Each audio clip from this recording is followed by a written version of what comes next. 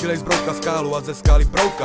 Jenže sranda je ta, že se to tak lehko říká. Život nám přijebe, člověk si zvyká, nebo uniká, oči zavírá, pravdu popírá. A v duchu si říká, proč se nezachovat jako zbabělec, když mi společnost vytvořila ten věnec.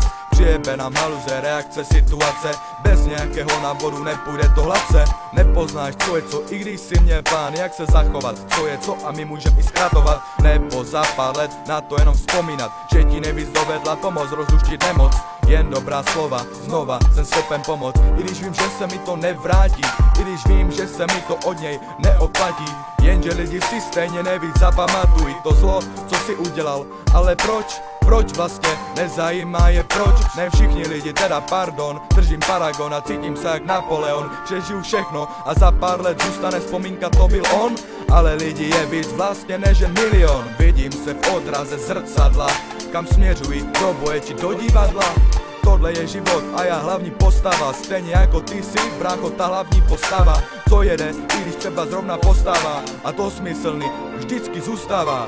Je to dlouhá trať, na kterou patří vlak, to je představa, kok, je to tak nabijím takt, fakt vyfukuju mrak, vyfukuju mrak. Jsou to otazníky života, různé jich hodně, když nejde karta, jde nota výhodně. Jsou to otazníky života, různé jich moc.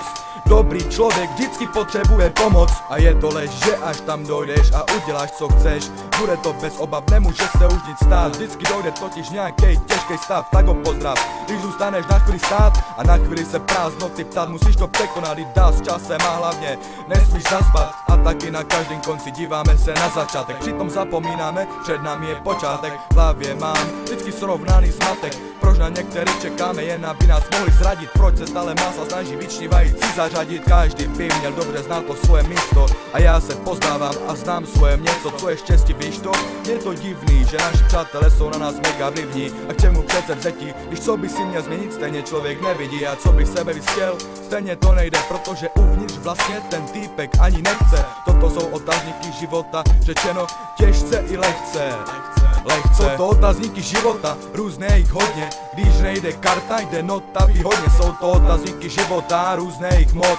Dobrý člověk vždycky potřebuje pomoc. Jsou to otazníky života, různé jich hodně, když nejde karta, jde nota výhodně. Jsou to otazníky života, různé jich moc.